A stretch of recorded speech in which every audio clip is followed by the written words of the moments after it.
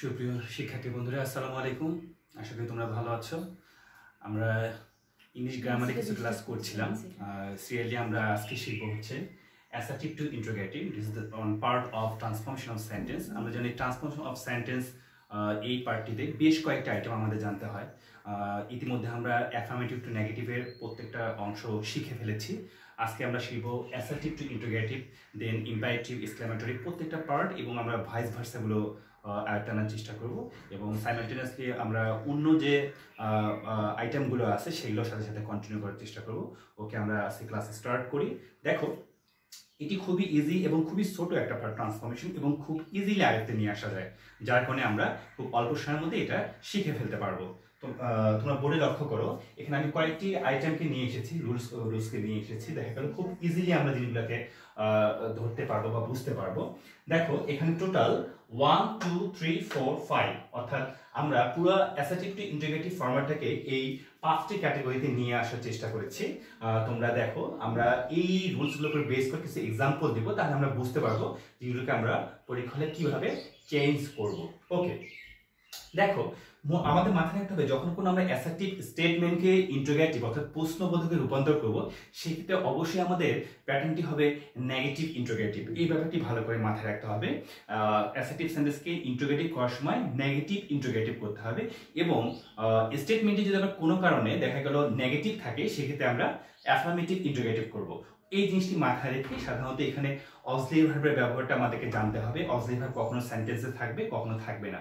সেক্ষেত্রে আমাদের কি কি প্রসিডিউর ফলো করতে হবে, এবং আরো কিছু এক্সট্রা কয়েকটি জিনিসের উপর বেস করে অ্যাসার্টিভ টু ইন্টারোগেটিভ করতে হয়। এবং এই আইটেমটিও আমরা জানি যে একাডেমিক লেভেলে ক্লাস 6 থেকে আপ টু ইন্টারমিডিয়েট, অর্থাৎ 5 থেকে 6 বছর তোমাদের এই জিনিসটি থাকবে তোমাদের question pattern. That's why it's very important, খুব ভালো করে তোমাদেরকে শিখতে হবে।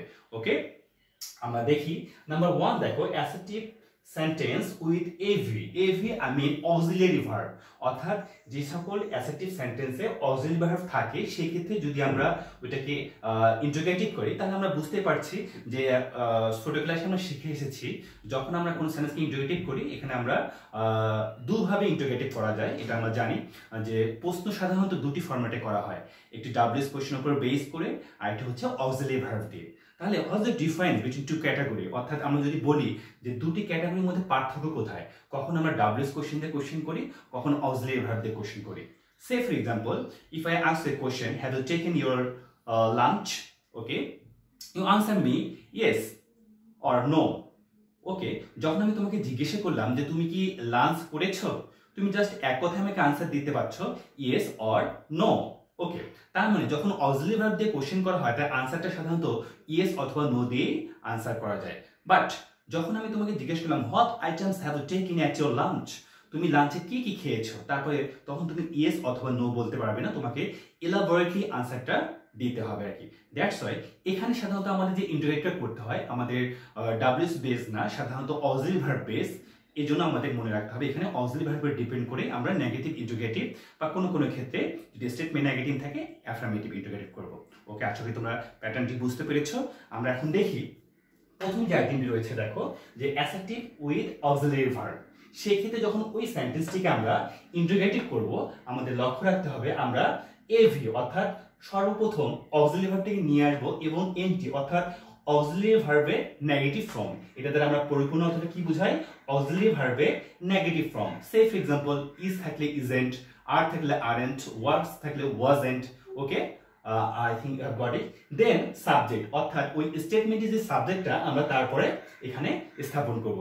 তারপরে ডট ডট অংশ আমরা বাকি অংশগুলো এখানে ভার্ব থাকবে, এবং অন্যান্য অংশ বসানোর পর অবভিয়াসলি আমাদের নোট অফ ইন্টারোগেশন, অর্থাৎ সবার শেষে আমাদেরকে এই নোট অফ ইন্টারোগেশন চিহ্নটি মাস্ট দিতে হবে। তোমরা যদি চেঞ্জ করার পর এখানে পারফেক্টলি চেঞ্জ করো, বাট শেষে তোমরা নোট অফ ইন্টারোগেশন অর্থাৎ প্রশ্নবোধক চিহ্নটি না দাও, সেখানে কিন্তু নাম্বার পাওয়া যাবে না। এই জিনিস তোমাদেরকে মাথায় রাখতে হবে, কারণ তুমি স্টেটমেন্ট চেঞ্জ করলে কিন্তু তুমি যদি সাইনগুলো ব্যবহার না করো, সেটা কখনোই অ্যাকসেপ্টেবল হবে না।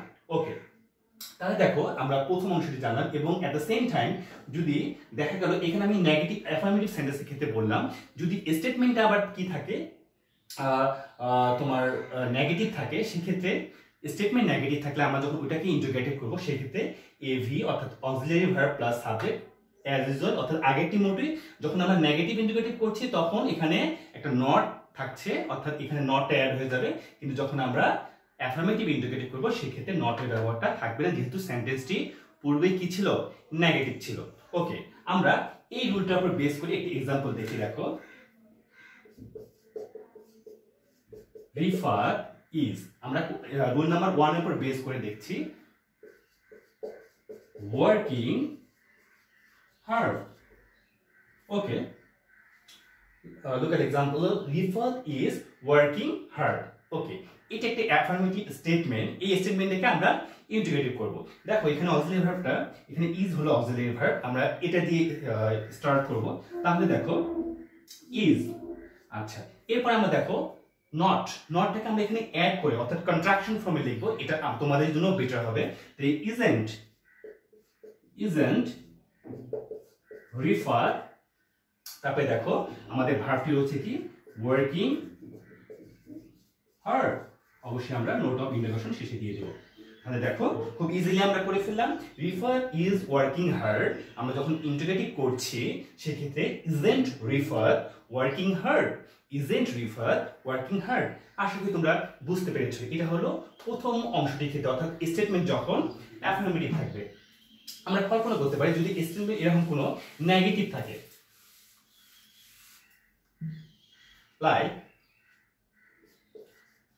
the boy doesn't play football. Okay, the boy doesn't play football, বালকটি ফুটবল খেলে না। তাহলে এখানে স্টেটমেন্টে কি আছে, নেগেটিভ। তাহলে এখানে আমরা ইন্টিগ্রেটিভ করার সময় আর এই নট ফর্মটা বাদ দিয়ে সাধারণত আমরা ইউজ করব। তাহলে দেখো এখানে অক্সিলারি ভার্ব হিসেবে সাধারণত ডু ভার্ব ডাজ, তারপরে আমরা কি ইউজ করব, subject. The boy, does the boy play football. আশা করি তোমরা বুঝতে পেরেছো। যদি এটি বুঝতে পারো তাহলে তোমাদের বাকি যে রুলস গুলো এটাও তোমাদের জন্য বোঝা ইজি হয়ে যাবে। কারণ অ্যাসার্টিভ টু ইন্টিগ্রেটিভ করার মেইন বেস যে স্ট্রাকচার বা মেইন যে রুলটা সেটা হচ্ছে এই রুলটা। এটা তোমরা যদি আয়ত্তে আনতে পারো আশা করি তোমাদের বাকি রুলস গুলো বুঝতে কোনো প্রবলেম হবে না। ওকে,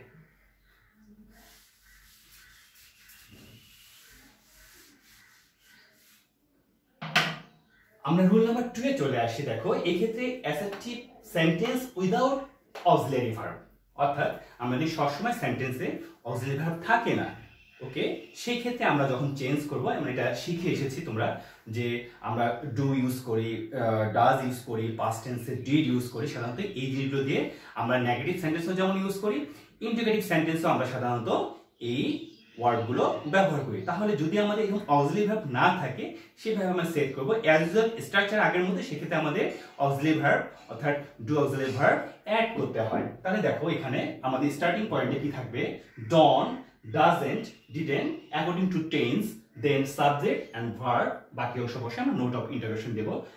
অথবা যদি স্টেটমেন্টটা নেগেটিভ থাকে সেক্ষেত্রে আমরা নট ফর্মটা ইউজ করব না, অর্থাৎ do, does, did plus subject plus verb plus বাকি অংশ দিয়ে আমরা পূরণ করব। Say for example, you know me well, অর্থাৎ তুমি আমাকে ভালো জানো অথবা ভালো চিনো, যাই বলো না কেন, ইউ নো মি ওয়েল। এই সেন্টেন্সটাকে আমরা যদি ইন্টিগ্রেটিভ ফর্মাতে করতে যাই তাহলে আমাদের শুরুটা হবে অক্সিলারি ভার্ব দিয়ে। দেখো তোমরা এখানে কিন্তু অক্সিলারি ভার্ব নেই, no is a principal verb, that's why এটা দেখো কোন টেন্সে আছে, যেহেতু প্রেজেন্ট টেন্সে আছে। প্রেজেন্ট টেন্সে সাধারণত আমরা অক্সিলারি ভার্ব হিসেবে কোশ্চেন করার জন্য অথবা নেগেটিভ করার জন্য ডু অথবা ডাজ ইউজ করি। Do and does depends on the person, that's why here use the second person, that's why we use here do. Okay, তাহলে যেহেতু স্টেটমেন্টে অ্যাফার্মেটিভ অবশ্যই আমরা এখানে নেগেটিভ দিয়ে শুরু করব, অর্থাৎ don't you know me well. Okay, সেন্টেন্সটি লক্ষ্য করো, don't you know me well. Okay, আশা করি বুঝতে পেরেছো যে you know me well, don't you know me well, অর্থাৎ আমরা নেগেটিভের কন্ট্রাকশন করার পর subject plus main verb plus বাকি অংশ বসায় আমরা নোট অফ ইন্টিগ্রেশন দিয়ে দিলাম। ওকে, আমরা আরেকটি एग्जांपल দেখি, দেখো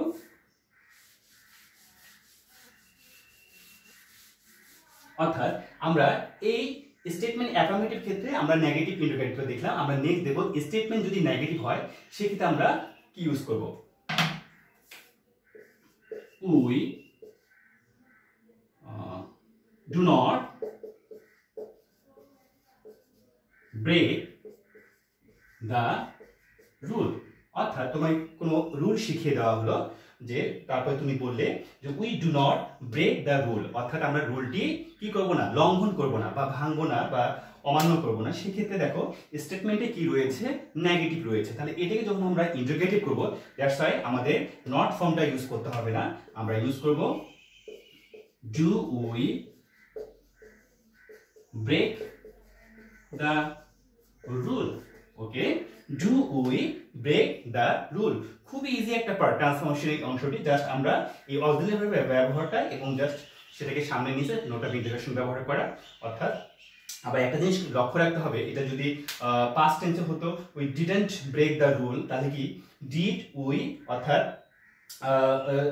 এখানে দেখতে হবে যে কখনো কখনো আমরা যখন ডিড ইউজ করি অর্থাৎ পাস্ট টেন্স ইউজ করি সেক্ষেত্রে কিন্তু মূল ভার্বটি প্রেজেন্ট ফর্ম হয়ে যায়। এটা আমরা সবাই জানি, কিন্তু এটা মনে করে দেওয়ার একটাই কারণ, অনেক সময় আমরা পরীক্ষা হলে বা এক্সাম হলে অনেক বেশি টেন্স থাকে, দ্যাটস ওয়াই এই পরিবর্তনগুলো আমরা অনেক সময় করি না। একটা যেমন আমি বললাম নোট অফ ইন্টিগ্রেশনের ব্যাপারটা, এটা আমরা অনেক সময় দেই না। এখানে মূল ভার্বটা যে যখন পাস্ট টেন্সে যখন আমরা কোশ্চেন করি তো সেক্ষেত্রে মূল ভার্বটাতে বেস ফর্ম অর্থাৎ V1 ফর্মে প্রেজেন্ট ফর্মে চলে আসে, এটা অনেক সময় চেঞ্জ করি না। এই ব্যাপারগুলো কিন্তু খুব ভালোভাবে লক্ষ্য রাখতে হবে, না হলে একটি সেন্টেন্স পরিপূর্ণ পারফেক্টলি করার পর এই যে ভুলগুলোর কারণে নাম্বার আমরা পরীক্ষায় পাই না। That's why it's so much important. Okay, আমরা অ্যাসার্টিভ টু ইন্টিগ্রেটিভ দুটি খুব গুরুত্বপূর্ণ রুলস শিখে ফেললাম। মোটামুটি এই দুটি রুলের উপর বেস করে আমরা অনেকগুলো কোশ্চেন সলভ করতে পারবো। নেক্সট রুল নাম্বার 3, দেখো এখানে যদি স্টার্টিং পয়েন্টে everybody, everyone, all plus verb, everybody, everyone, all plus verb দিয়ে কোনো সেন্টেন্স থাকে এবং সেটা স্টেটমেন্টটা যদি এরকম থাকে, সেক্ষেত্রে আমরা ইন্টারোগেটিভ করার সময় আমাদের স্টার্টিং পয়েন্টে কি থাকবে, who plus don't, doesn't or didn't. অর্থাৎ আমরা বুঝতেই পারছি প্রেজেন্ট টেন্সে আমরা ডন অথবা ডাজেন্ট ইউজ করব এবং পাস্ট টেন্সে ডিডেন্ট ইউজ করব এবং তারপরে আমরা এখানে ভার্বটি বসাবো এবং ভার্বের অবশ্যই এখানে কি ফর্ম বসবে, প্রেজেন্ট ফর্ম, এবং তারপরে আমরা বাকি অংশ বসায় সাধারণত এটি কমপ্লিট করতে পারি। তাহলে আমরা একটা এক্সাম্পলের মাধ্যমে ক্লিয়ার হই। দেখো everybody has some desires, everybody has some desires, অর্থাৎ প্রত্যেকের কিছু কি থাকে, desires মানে কি, আশা থাকে, আকাঙ্ক্ষা থাকে, স্বপ্ন থাকে। তো দেখো everybody has some desires, তাহলে এখানে যদি আমরা এটাকে নেগেটিভ ইন্টারোগেটিভ ফরম্যাটে নিয়ে আসি সেক্ষেত্রে আমাদের দেখো আমরা এই স্ট্রাকচার অনুযায়ী বসাই, অর্থাৎ এর পরিবর্তে আমরা কি নিয়ে আসবো, প্রথমে আমরা হু সেট করব, তাহলে এটা কি হচ্ছে হু। এখন দেখো এখানে আমাদের অক্সিলারি ভার্ব হিসেবে আমরা কি ইউজ করব, ডন, ডাজেন্ট অথবা ডিডেন্ট। তাহলে এখানে বুঝতে পারছি যদি এটা আমরা প্রেজেন্ট টেন্সে ইউজ হয়েছে, তাহলে আমরা হু ডাজেন্ট। তাহলে দেখো আমরা যদি হ্যাজ ধরে বুঝলাম এটা প্রেজেন্ট টেন্সে আছে, তাহলে আমরা বুঝে পরে কি দিলাম, ডাজেন্ট। ওকে, এখন এটা ইউজ করার পর আমরা এখানে অবশ্যই হ্যাজটি হ্যাভ ফরম্যাটে চলে যাবে, তাহলে হু ডাজেন্ট হ্যাভ। এখন কথা হলো যদি আমি এখানে সাম লিখে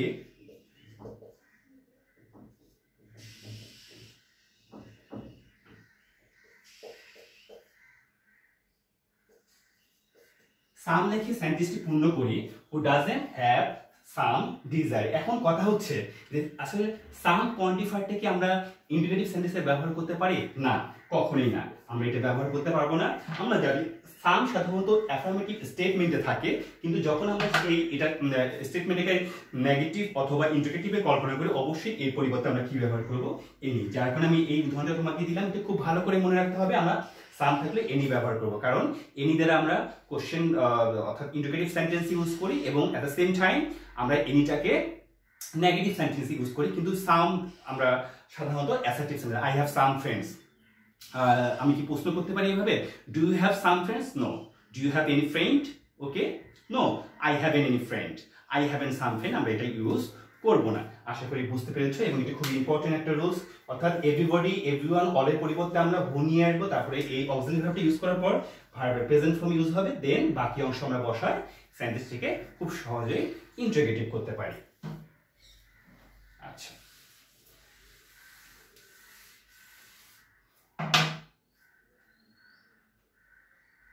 ওকে, আমরা রুল নাম্বার 3 দেখে ফেললাম। এবার রুল নাম্বার 4 এ আসি।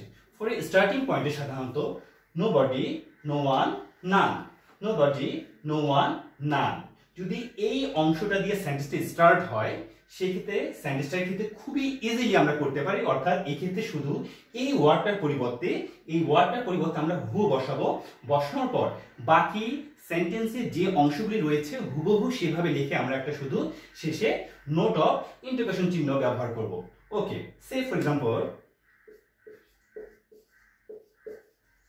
nobody believes a liar, nobody believes a liar, অর্থাৎ মিথ্যাবাদীকে কেউ পছন্দ করে না। তাহলে দেখো এটা আমরা সবাই পারবো, সেটা হচ্ছে এই নোবডি পরিবর্তে আমরা কি ইউজ করব, হু, হু believes a liar, okay, who believes a liar, ওকে। তাই দেখো আমাদের এখানে পরিবর্তনটা কতটুকু অংশে, শুধু একটি অংশ, সেটা হচ্ছে এই ওয়ার্ডটাকে চেঞ্জ করা। তাহলে এই জিনিসগুলো সাধারণত আমাদের মাথায় থাকলেই হবে, এর মধ্যে কোনো ভেরিয়েশন নাই, তাহলে আমরা খুব সহজেই এই সেন্টেন্সটিকে চেঞ্জ করতে পারবো। আশা করি তোমরা বুঝতে পেরেছো যে আমাদের এই অংশগুলো আয়ত্তে রাখার জন্য সবচেয়ে বেশি ইম্পর্টেন্স দিতে হবে এক্সাম্পলগুলো। আমরা প্রত্যেকটা আইটেমগুলো দিয়ে, প্রত্যেকটা রুলস দিয়ে একটি করে এক্সাম্পল মনে রাখার চেষ্টা করব। সেই এক্সাম্পলটা যখন পরীক্ষায় কোনো এই ধরনের কোশ্চেন থাকে, আমরা তখন ওই এক্সাম্পলটার সাথে পরীক্ষার কোশ্চেনটার মধ্যে ম্যাচ করে দেখবো, হ্যাঁ ম্যাচ হচ্ছে, তাহলে তুমি খুব সহজে সেইটার উপর বেস করে তুমি সেন্টেন্সটিকে চেঞ্জ করতে পারবে। ওকে, তাহলে দেখো আমরা 4 নম্বর রুলটি কমপ্লিট করে ফেললাম, এবং এরপর একটি অংশ আছে, অর্থাৎ এই ক্ষেত্রে আমরা সাধারণত যে অংশগুলো পরিবর্তন করব, অর্থাৎ নেভার থাকলে এভার ইউজ করব, নাথিং থাকলে এনিথিং ইউজ করব, এবং নাথিং বার থাকলে হোয়াট বার। তিনটি অংশ দেখো, নেভার থাকলে এভার, নাথিং থাকলে এনিথিং, নাথিং বার থাকলে হোয়াট বার। আশা করি তোমরা বুঝতে পেরেছো। হ্যাঁ, আরেকটু বুঝতে পারবে যখন আমি প্রত্যেকটা ইন্ডিভিজুয়াল একটি করে সেন্টেন্সে আমরা উদাহরণ দিব। উদাহরণগুলো দেখো, যদি আমরা উদাহরণগুলো দিই, তাহলে নেভার, নেভার দ্বারা সাধারণত কি করা হয়, সাধারণত এই ধরনের স্টেটমেন্ট করা হয় যে যেখানে কখনোই না এই অর্থে ব্যবহার করা হয়। সে ফর এক্সাম্পল, দে, দেখো আমি ইউজ করছি এই অংশটি প্রথমে, they never went to Dhaka, তারা কখনোই ঢাকায় যায়নি। দেখো, they never went to Dhaka. তাহলে আমি যখন প্রশ্ন করব, এটা কিন্তু আমাদের এই অংশটার সাথে এই অংশটি একটু মিল আছে, অর্থাৎ সেন্টেন্সে দেখো অক্সিলারি ভার্ব নেই। তাহলে বুঝতে পারছি, দেখো তাহলে আমাদের প্রথমেই নির্ণয় করতে হবে এই মেইন ভার্বটা যেহেতু পাস্ট টেন্সে আছে, তাহলে আমরা ডু ইউজ করব না ডাজ না ডিড ইউজ করব। অবভিয়াসলি এখানে কি চলে আসবে, ডিড, তারপরে আমরা সাবজেক্টটি অ্যাড করব, ডিড দে নেভারের পরিবর্তে আমরা কি ইউজ করব, did they ever, did they ever. এই যে কথাটি আমি আগে বলেছিলাম, এই যে ওয়েন্ট অংশটি দেখো, যেহেতু এটা পাস্ট ফর্ম, এটা কি বেস ফর্মে চলে যাবে, অর্থাৎ প্রেজেন্ট ফর্মে। তো did they ever go to Dhaka, অর্থাৎ তারা কি কখনো ঢাকায় গিয়েছিল। দেখো তাহলে পরিবর্তনটা আমাদের আগের রুলগুলো লাগছে, এবং সেই সাথে আমরা এই অংশটা শুরু মনে রাখবো, নেভার থাকলে আমরা ইউজ করব ইন্টিগ্রেটিভ ফরম্যাটে এভার ইউজ করব। আশা করি তোমরা এই রুলটি বুঝতে পারছো। আমি এই জন্যই প্রথমে বলেছিলাম, প্রথম যে দুটি রুলস, এটা যদি আমরা কেউ ভালোভাবে আয়ত্তে নিয়ে আসতে পারি, মোটামুটি পরবর্তী যে রুলগুলো যেগুলো আসে, এগুলো আমাদের জন্য অনেকটাই ইজি হয়ে যায়। ওকে, আশা করি তোমরা বুঝতে পেরেছো। আমরা পরবর্তী অংশ দেখো, নাথিং, নাথিং, নাথিং মানে কি, কোনো কিছুই না। আর এনিথিং মানে আমরা সাধারণত কোশ্চেনের ক্ষেত্রে ইউজ করি। আই নো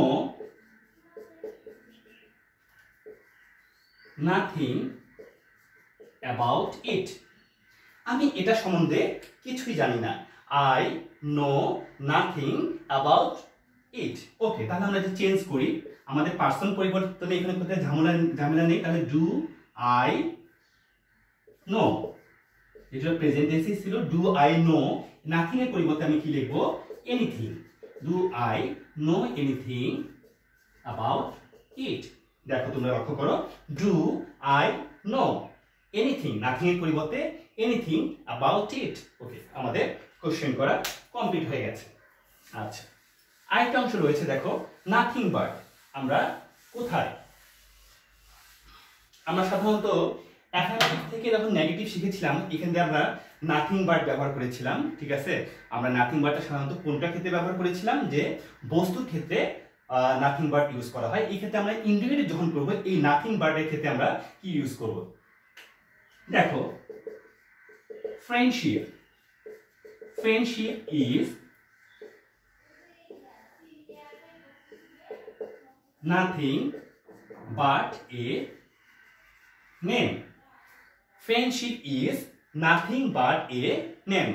আচ্ছা, এটাকে যখন আমরা ইন্টিগ্রেটিভ করব সেক্ষেত্রে আমরা স্ট্যাটিক পয়েন্টে আমরা দেখব, এখানে আমাদের প্রথমে আমরা কি জানি, আমাদের কি দিয়ে স্টার্ট করতে হয়, অক্সিলারি ভার্ব দিয়ে। তাহলে আমরা কি ইউজ করব, ওই এখন দেখো এই ক্ষেত্রে একটু আমাদের ভেরিয়েশন চলে আসে, হোয়াট বাট, নাথিং বাট দিয়ে ইউজ করব আমরা হোয়াট বাট, অর্থাৎ হোয়াট প্লাস কিছু একটা অংশ বসে পরবর্তী আমাদের বাট দিয়ে সেন্টেন্সে কমপ্লিট করতে হবে। তাহলে আমরা এটা স্টার্ট করব, what is friendship, what is friendship, তারপরে আমাদের কি আসবে, but a name, what is friendship but a name. Okay, একটু ব্যতিক্রমের মধ্যে পড়ে যায় রুলটি, তাহলে আমরা জানবো যে নাথিং বাটের পরিবর্তে আমরা কি ইউজ করব, হোয়াট, তারপরে একটা কিছু অংশ বসিয়ে, অর্থাৎ যদি ভার্ব বসে কোনো অংশ বসে তারপরে বাট দিয়ে বাকি অংশ দিয়ে সেন্টেন্সটি পরিপূর্ণ করব। এই জিনিসটা তোমাদের জন্য ইম্পর্টেন্ট। আচ্ছা, মোটামুটি আমরা দেখতে পেলাম যে এই ধরনের সেন্টেন্সগুলোই পরীক্ষায় থাকে এবং এই কয়েকটি রুলের উপর বেস করে আমরা যে কোনো অ্যাসার্টিভ সেন্টেন্সকে ইন্টিগ্রেটিভে কনভার্ট করতে পারবো। ইভেন আমাদের এই ধরনের কিছু সেন্টেন্স থাকতে পারে, আমরা যেমন অ্যাফার্মেটিভ থেকে যখন নেগেটিভ শিখেছিলাম, আমরা এই সেন্টেন্সটি করেছিলাম, every mother loves her child.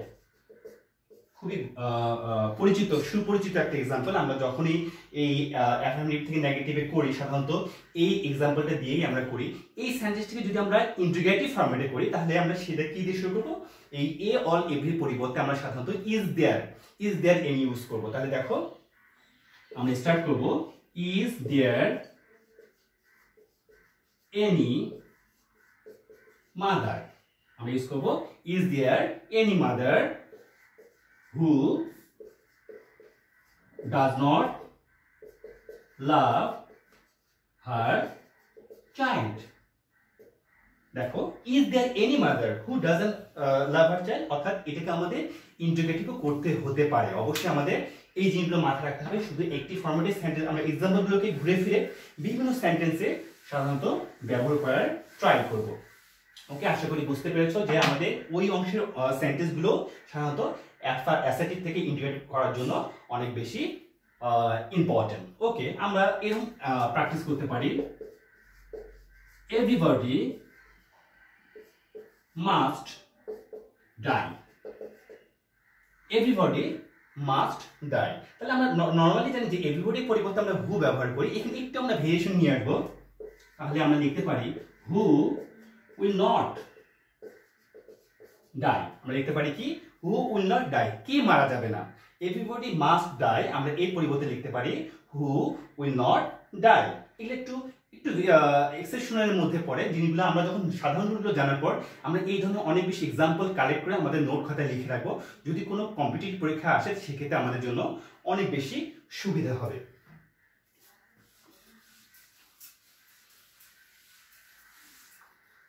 তারপরে দেখো, ইট does not matter, it does not matter if we lose the game। এভাবে যদি কোনো সেন্টেন্স থাকে, it does not matter if we lose the game, অর্থাৎ আমরা যদি খেলায় হেরে যাই এটা আমাদের জন্য কোনো ব্যাপার হবে না। জাস্ট নিজেকে একটু অটো সাজেশন করা যে আমরা খেলায় হেলে গেলে এটা আমাদের জন্য ব্যাপার হবে না। এই ক্ষেত্রে আমরা স্টার্ট করব হোয়াট দো, স্টার্টিং পয়েন্টে থাকবে what though if we lose the game. কি হবে what though if we lose the game. এরকম কিছু ভেরিয়েশন পাওয়া যাবে, কিছু এক্সাম্পল তোমরা প্রত্যেকটি রেফারেন্স বুকে দেখবে যে এই অংশগুলো আলোচনা করার পরে এরকম কিছু সেন্টেন্স থেকে থাকে। এগুলো অবশ্যই তোমরা ভালো করে একটু প্র্যাকটিস করবে। সাধারণত সবকিছু রুলের মধ্যে থাকে না, এই জিনিসগুলো আমাদের জানা দরকার এবং বিভিন্ন কম্পিটিটিভ এক্সামে সাধারণত দেখবে এই ধরনের সেন্টেন্সগুলোকে একটু বেশি ফলো করা হয়। তাহলে তোমরা এটার পাশাপাশি যদি এই প্রিপারেশনগুলো নিয়ে রাখো, আশা করি তোমাদের অ্যাসাইটিভ থেকে ইন্টারভিউতে কনভার্ট করতে কোনো ধরনের প্রবলেম হবে না। আশা করি তোমরা এই জিনিসগুলো বুঝতে পেরেছো এবং এই অনুযায়ী আমি প্রতি ক্লাসে যেটি বলে অবশ্যই অনেক বেশি এক্সাম্পল কালেক্ট করবে, তুমি তোমার নোট খাতায় কালেক্ট করবে এবং প্রত্যেকটা রুলের উপর বেস করে তুমি 5টি 10টি 15টি যে কটি সেন্টেন্স পারো বিভিন্ন বই থেকে কালেক্ট করে তোমার নোট খাতায় কালেকশনে রাখবে। তাহলে তুমি ওটা যখন বিভিন্ন সময় চোখ বুলাবে তাহলে তুমি বুঝতে পারবে, অটোমেটিক তোমার জিনিসগুলো রিভাইজ হয়ে যাবে এবং যে কোনো পরীক্ষার আগে তুমি খুব অল্প সময়ের মধ্যে প্রিপারেশনে সেই পরীক্ষায় ভালো করতে পারো। তাহলে আশা করি তোমরা আজকে ক্লাসে থেকে অনেক বেশি উপকৃত হয়েছো, বুঝতে পেরেছো। এইভাবে তোমরা প্র্যাকটিস করো। সেই পর্যন্ত আমরা নতুন কোনো ক্লাস নিয়ে আসবো। সে পর্যন্ত তোমরা ভালো থাকো, সুস্থ থাকো। আসসালামু আলাইকুম।